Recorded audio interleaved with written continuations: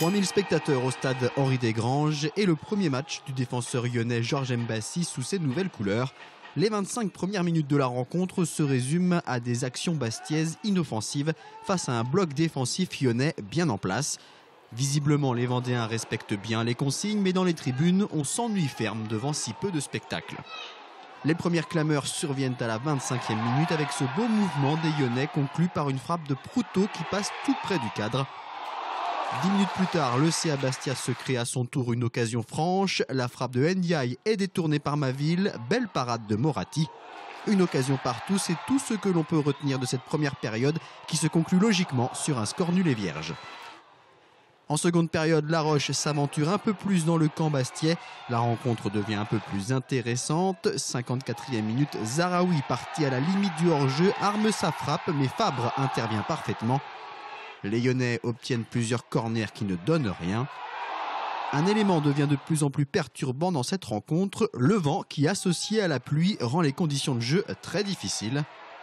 La Roche repart à l'attaque. Sur ce centre de Mornay, Mbassi a la possibilité de contrôler mais reprend directement de la tête et ne cadre pas. On sent qu'il y a un coup à jouer côté lyonnais, d'autant que les Bastiais sont toujours muselés en attaque. 74e minute sur un centre de Mornay, Paris trouve Zaraoui qui se fait contrer par Romet. Les Corses ont toujours autant de mal à porter le danger sur le but de Moratti. Zaraoui se procure une nouvelle occasion de la tête sur un centre de Pitra entré en jeu. La tâche des Bastiais se complique à la 86e minute lorsque l'arbitre adresse un carton rouge à Salis à la suite d'un tacle sur Mbassi.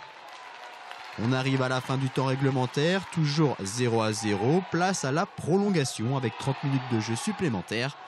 Les 15 premières minutes de cette prolongation sont clairement à l'avantage de La Roche-sur-Yon qui manque plusieurs occasions.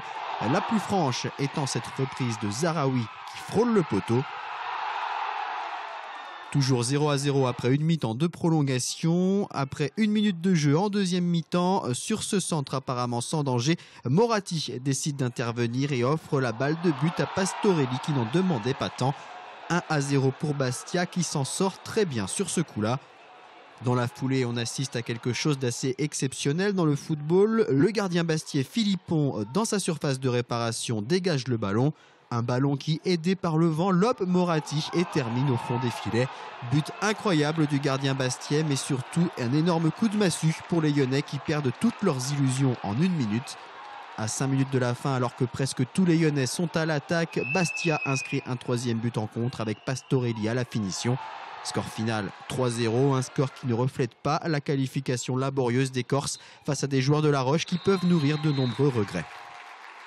Petit à petit, avancé du match, on sentait qu'on avait la possibilité de le faire.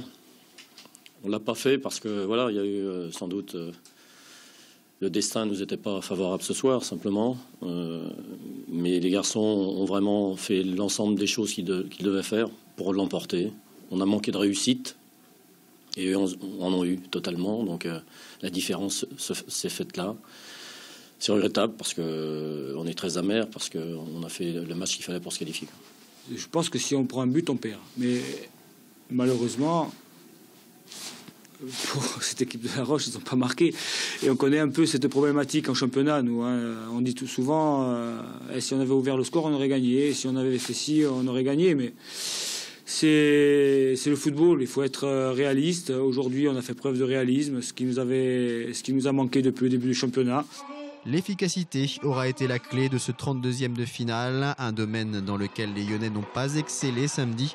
L'aventure en coupe se termine pour les Vendéens qui vont devoir tourner la page et se focaliser sur le championnat avec dès samedi prochain un déplacement à Chartres.